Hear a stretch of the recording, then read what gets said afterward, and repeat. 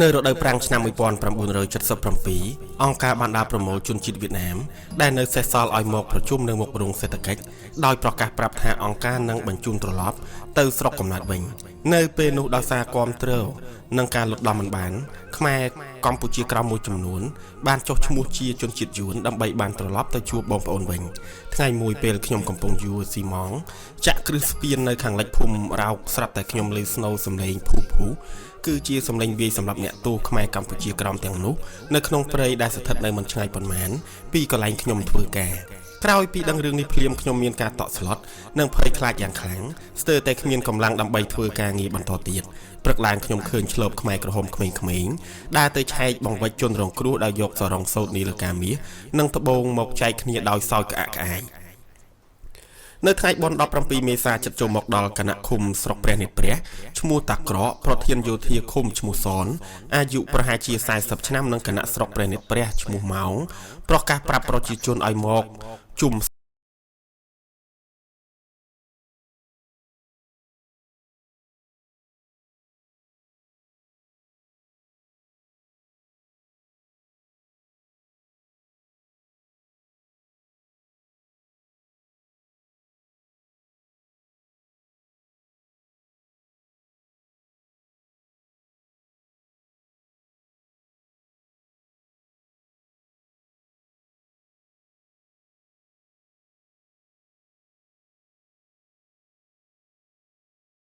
ពីកម្មនរុអវជ័យដោយសារការសន្តោសប្រណីរបស់អង្គការប្រទេសយើងនឹងវិលត្រឡប់ទៅរករបបសង្គមចាស់មិនខាន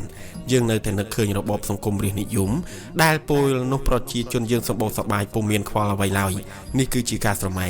នៃប្រជាជន17មេសាវេលាម៉ោង10ព្រឹកមានប្រជាជនប្រមាណជាង300នាក់បានមកអង្គុយផ្ទាល់ដីក្នុងបរិវេណវត្តព្រះនិតព្រះដោយនៅជួរខាងមុខមានយាយនិងតាអង្គុយពាសពេញព្រោះចង់ស្ដាប់ឲ្យច្បាស់ពីដំណឹងនេះនៅពេលចាប់ផ្ដើមកម្មវិធីមិត្តសនបាននិយាយគោរពពុកម៉ែនិងនិយាយពីវិន័យរបស់អង្គការចំពោះខ្មាំងដែលប្រព្រឹត្តខុសសិលធម៌បដិវត្តបន្ទាប់មកមិត្តសនបានស្រែកសួរទៅអង្គប្រជុំថាបើមានខ្មាំងក្បត់បដិវត្តតើបងប្អូនបដិញ្ញាកំទេចខ្មាំងដែរឬទេហើយគាត់ក៏ហៅមនុស្សពី3នាក់នៅក្នុងអង្គប្រជុំមកបដិញ្ញាកំទេចខ្មាំងរបស់អង្គការស្រែកបដិញ្ញាចប់កងឆ្លប់ចំនួន5នាក់បាន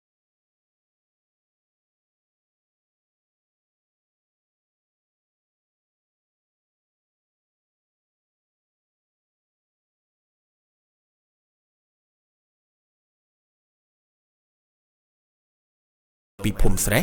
ដែលជាខណ្ឌបែងចែកព្រំប្រទល់រវាងតំបន់5និងតំបន់3បរិណូជាអ្នកមូលដ្ឋាននិងជានិប្រជាជននិងជាប្រធានកងព្យួរនៅជិតភ្នំកូនដំរីឬកូនថ្មីចំណែកនារីជាប្រជាជនថ្មីបានលួចស្រឡាញ់គ្នារហូតមានផ្ទៃពោះបន្ទាប់ពីឃើញហេតុការណ៍នោះភ្លាមប្រជាជនទាំងអស់ផិតភ័យយ៉ាងខ្លាំងរួចហើយក៏នាំគ្នារត់បែកខ្ញែកត្រឡប់ទៅផ្ទះរៀងៗខ្លួនវិញនៅឆ្នាំ1977ប្រជាជនថ្មីដែលរស់នៅក្នុងសហគមន៍ស្ពានស្រែងជាប់មាត់ស្ទឹងក្រឡាញ់ចាប់ផ្ដើមស្លាប់ក្នុងមួយថ្ងៃប្រមាណជា8ទៅ10នាក់ដោយសារអត់អាហារនិងជំងឺឃើញដូច្នេះខ្មែរក្រហមបានចាត់តាំងអ្នកដែលរស់នៅឲ្យនៅរស់នឹងឲ្យចាំប្រមូលសាកសពទាំងនោះយកទៅកប់ចោលនៅថ្ងៃខ្លះដោយសារសាកសពនៅតាមផ្ទះមានចំនួនតិចពី3នាក់ទើបអ្នក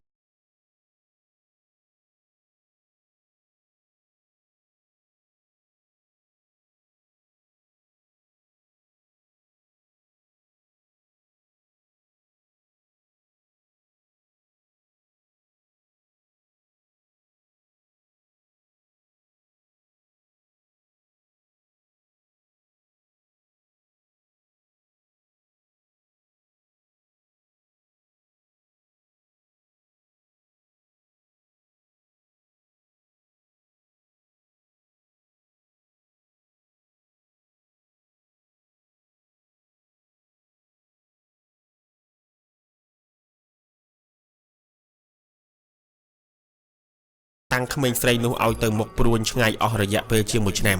ដោយសារសេចក្តីនឹករលឹកមកម្ដាយមីងក្មេងស្រីនោះក៏មកលេងប៉ុន្តែមិនបានជួបម្ដាយមីងព្រោះគាត់ត្រូវទៅមុខព្រួញនៅឆ្ងាយពីភូមិដែរជួបតែពូថ្លៃពូយៈនឹងប៉ុណ្ណោះចាប់តាំងពីថ្ងៃនោះមកក្មេងស្រីនោះក៏បាត់ខ្លួនមិនឃើញត្រឡប់ទៅមុខព្រួញវិញឡើយអស់រយៈពេលជាច្រើនខែម្ដាយមីងក៏ត្រឡប់មកផ្ទះដេកជាមួយប្តីស្រាប់តែនឹកភ្នែកថាខ្ញុំដូចជានឹកក្មួយហើយវាទៅណាមិនដែលឃើញមកលេងផ្ទះពេលនោះប្តីក៏នៅស្ងៀមមិនឆ្លើយ ថ្ងៃមួយស្រាប់តែគេឮសំឡេងឆ្កែនាំគ្នានៅក្រោមផ្ទះបរោះនោះហើយថែមទាំងធុំក្លិនឆ្អាបឈាមទ្រាំមិនបានប្រធានភូមិក៏ចាត់ឲ្យគេរត់ទៅមើលស្រាប់តែឃើញឈាមហូរតក់ចេញពីរនាបផ្ទះឃើញដូច្នេះកងឆ្លប់ក៏ស្ទុះរត់ទៅផ្ទះប្រធានភូមិវិញទាំងត្រហេបត្រហប់ពេលនោះប្រធានភូមិក៏ឆ្ងល់ហើយឆោឡោរត់រកមើលស្រាប់តែឃើញទ្វារបាត់ចិត្តក៏នាំគ្នាគោះទ្វារប៉ុន្តែដោយពុំមានអ្នកបើកទ្វារឲ្យក៏នាំគ្នាធាក់ទម្លុះចូលទៅភ្លាមនោះស្រាប់តែឃើញបរោះនោះកំពុងអង្គុយមុខឆ្នាំងស៊ុបមួយដែលមានទឹកកំពុងពុះហុយត្រឡូមនៅក្នុងឆ្នាំងនោះគេឃើញមានក្បាលមនុស្សនិងគ្រឿងខ្នងមានថ្លើមនិងពោះវៀនចំណែក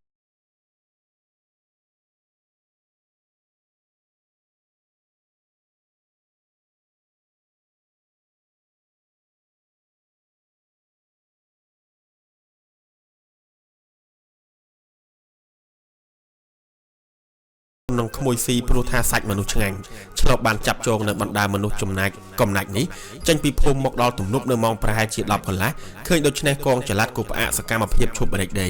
រួចនាំគ្នារត់ទៅមើលលុះដឹងហេតុការណ៍ហើយក៏នាំគ្នាវាយបរោះម្នាក់នោះនិងដងរែកអ្នកខ្លះទៀតក៏ទះកំភ្លៀងបរោះនោះត្រូវឆ្លប់បណ្ដាយកទៅសម្លាប់នៅស្ពានធំ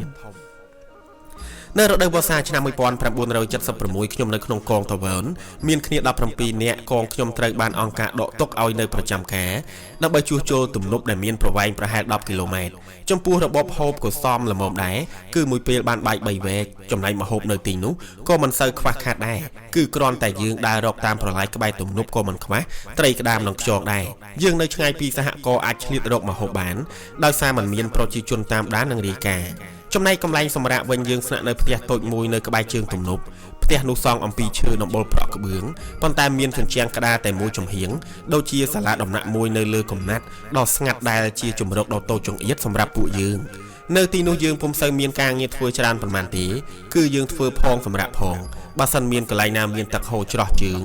ទេទំនប់ក៏មានក្រឡុកទឹកដក់លើក្នុងទំនប់យើងត្រូវរែកដីចាក់បំពេញដែរកន្លែងណាដែលច្រោះខ្លាំងយើងត្រូវធ្វើការរហូតដល់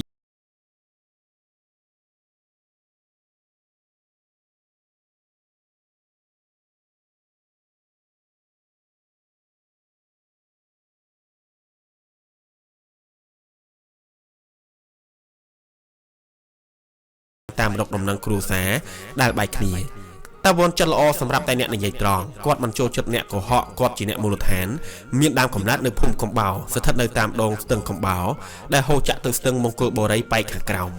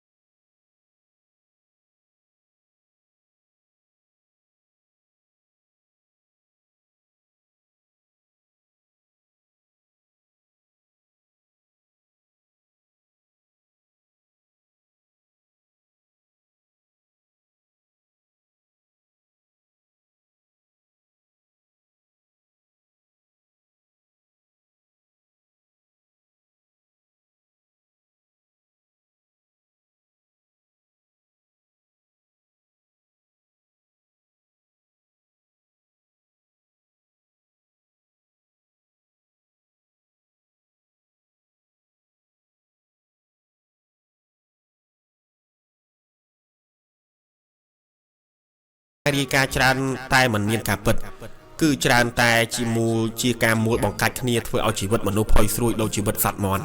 មានមនុស្សជាច្រើនត្រូវស្លាប់ដោយសារតែទឹកមាត់ដ៏ស្អុយរបស់អ្នករាយការណ៍អាក្រក់ដោយមិនចេះអាណិតអាសូរដល់ជីវិតខ្មែរក៏ដូចគ្នា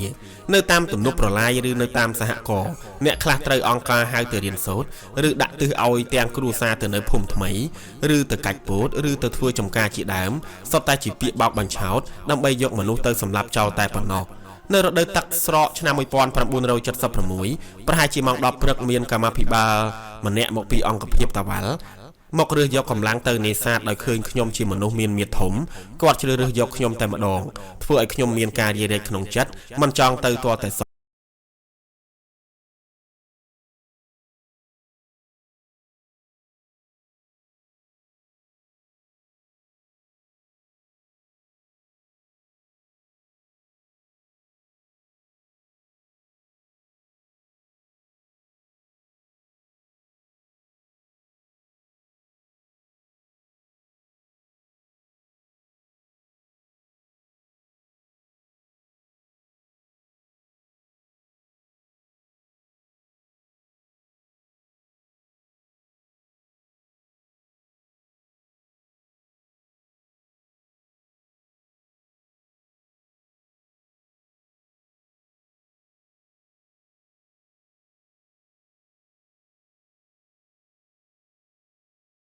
ដីខេត្តសៀមរាបដែលនៅប៉ែកខាងជើងគឺជាភ្នំទ្រង់បាទជាមន្ទីរប្រឡាយពូជសាសន៍ដ៏សាហាវបំផុតខ្មែរក្រហមយកមនុស្សទៅដុតធ្វើជីសម្រាប់ដាក់ស្រែក្នុងសម័យខ្មែរក្រហមលើមន្ទីរស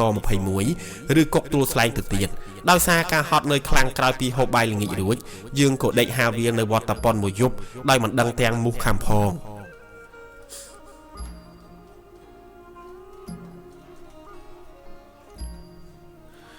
លុះស្អែកឡើងយើងត្រូវស្រោតដំណើរពីព្រលឹមដើម្បីសម្រេចតាមទិសដៅអង្គការកំណត់យើងដើរកាត់តាមភូមិស្នាយល្អសម្ដៅទៅខាងទិសខាងត្បូងដោយត្រូវឆ្លងកាត់ពីភូមិមួយទៅភូមិមួយទៀតដែលមិនស្គាល់ឈ្មោះអស់ស្ថិតនៅតាមដងស្ទឹងក្រឡាញ់ត្រើយខាងលិចនៅពេលធ្វើដំណើរយើងបានចោលភ្នែកមើលដំណាំដើមឈើហូបផ្លែដែលមានស្លឹកពណ៌បៃតងនិងប្រជាជននៅក្នុងភូមិទឹកដីមាត់ស្ទឹងពិតជាមានជីវជាតិល្អដំណាំហូបផ្លែមានដើមខ្ពស់ចោលម្លប់ត្រឈឹងត្រឈៃគ្របលើដំបូលផ្ទះដែលមានទម្រង់ជាផ្ទះខ្មែរបុរាណ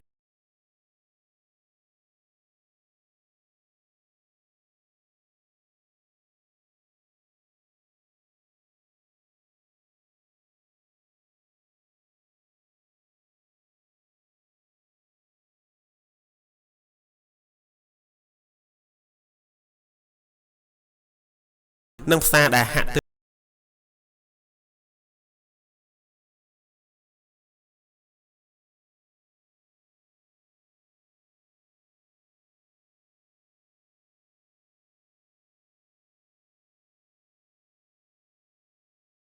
អំពើឈួតលីលារបស់មេដឹកនាំខ្មែរក្រហមនៅពេលដែលមនុស្សជាតិបានឈានជើងជន់លើឋានព្រះច័ន្ទរួចស្រេចទៅហើយនោះខ្ញុំគិតថានៅតាមបណ្ដោយមាត់ស្ទឹងក្រឡាញ់ដីមានជីវជាតិល្អណាស់ហើយប្រសិនបើប្រទេសកម្ពុជាពុំមានការប្រែក្រឡាស់ទេនោះជីវភាពប្រជាជននៅតំបន់នេះមិនដឹងជាធូរធារយ៉ាងណាទេថ្ងៃត្រង់ទៅហើយពេលដែលយើងធ្វើដំណើរមកដល់មុខសាលាសង្កាត់ប្រាសាទស្រាប់តែលើស្នូជួងចែកបបរពេលនោះយើងឃើញក្មេងៗឈរតម្រៀបគ្នាកាន់ចាននិងស្លាបព្រាខ្លះទៀតកាន់កាតូរងចាំ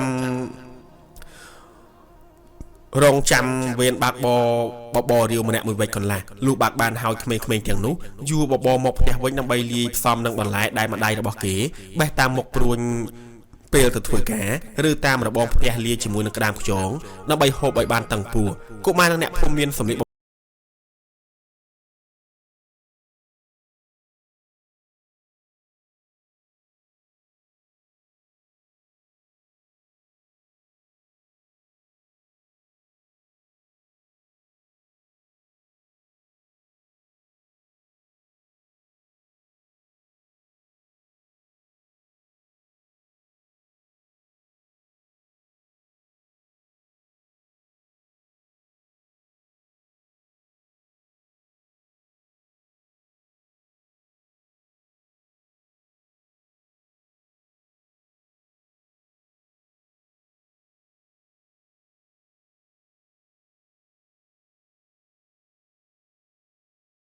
7 មេសាចុងក្រោយដែលនៅសេសសល់ពីការសម្លាប់ហើយគាត់ខិតខំស្រែកលឺឲ្យខ្លាំងទៅដល់ផ្ទះប្រធានភូមិដើម្បីធ្វើជាធ្នូនិងបបរមួយចាន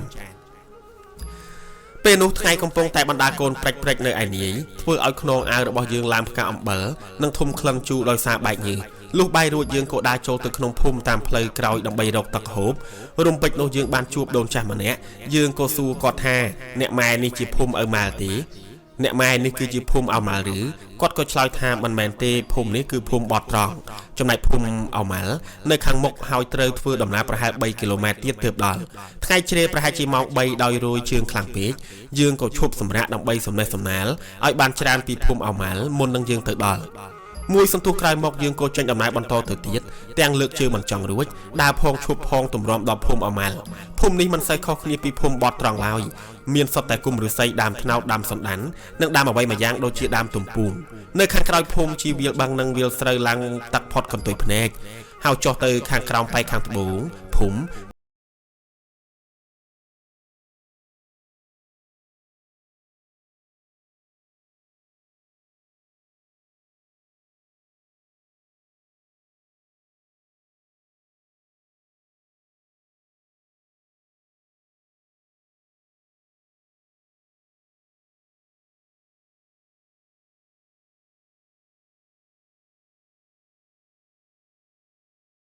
កើចោលមិនសូវមានសណ្ដាប់ធ្នាប់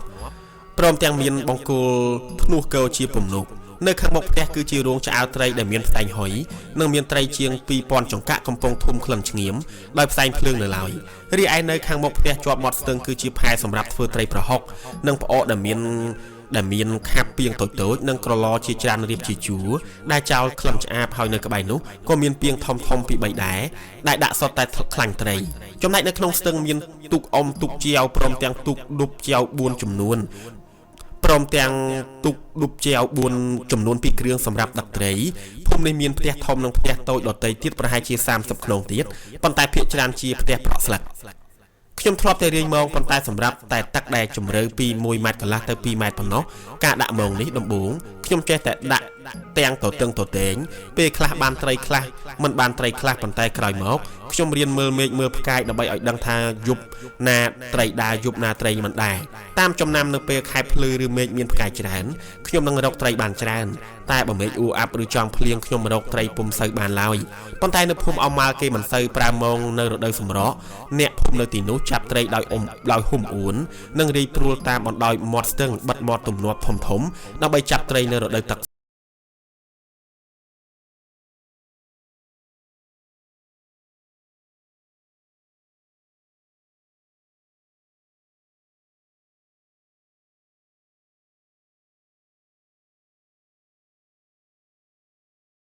មួយនៅវងត្រីរាប់លានក្បាលប្រសិនបើយើងចោលកន្ទុយភ្នែកទៅ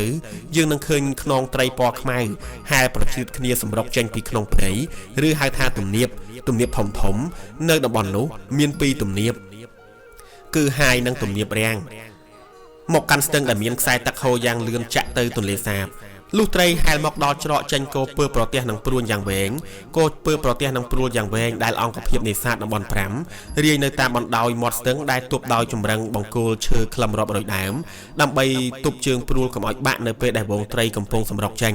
ព្រួលនោះមានបណ្ដោយនៅតាមមាត់ទំនាបធំតូចហើយគេទុកមាត់ច្រកត្រីឲ្យចេញតែ1ឬ2ប៉ុណ្ណោះនៅពេលចាប់ត្រីកងនេសាទបានយកលបទៅដាក់នៅតាមច្រកដែលគេទុកឲ្យត្រីចេញតែរយៈពេលមិនដល់5នាទីផងត្រីចូលពេញមួយលបទើបគេទាញបាត់មាត់ព្រួលវិញបន្ទាប់មកមនុស្ស6ទៅ7នាក់ហើយលើកលបចាក់ត្រីចូលទៅក្នុងទូកឌុបដែលមានន័យថាជាទូកដែលមានឃ្លុបកណ្ដាលជ្រៅហើយធំជាប្រភេទទូកចែវ3ចំណុះ2ទៅ3តោនជាច្រើនសាររហូតដល់ពេញទើបគេចែវទូកប្រញាប់ប្រញាល់តម្រង់មកភូមិវិញដើម្បីកុំឲ្យត្រីអន់សាច់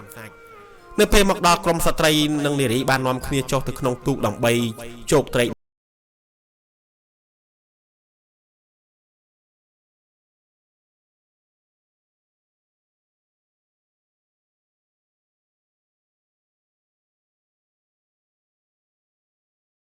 ក្រោះមួយម៉ាយត្រីរៀលត្រីលេងត្រីកញ្ចន់ដៃត្រីរស់សណ្ដាយឆ្អិនក្រហែឆ្លាតលលោកសក្រាញ់កន្ត្រប់ត្រីតាអោនត្រីកេះក្អែកខ្មាន់អណ្ដែងនិងត្រីកញ្ចុះជាដើមប៉ុន្តែគេជ្រើសរើសយកត្រីទាំងនោះភាគច្រើនជាត្រីក្រោសត្រីរៀលឬត្រីលេងដែលនៅស្រស់យកទៅឆ្អែក្នុងមួយថ្ងៃមួយយប់គេឆ្អែបាន 2000 ចង្កាក់ចំណែកត្រីដែលអន់សាច់គេយកទៅធ្វើជាប្រហុកត្រីឆ្អិនឬត្រីខ្មាន់គេយកទៅធ្វើផ្អកចំណែកត្រីឆ្តោនិងត្រីរស់ធំគេយកទៅវះងៀតសម្រាប់កម្មាភិបាលនិងអង្គភាពយោធា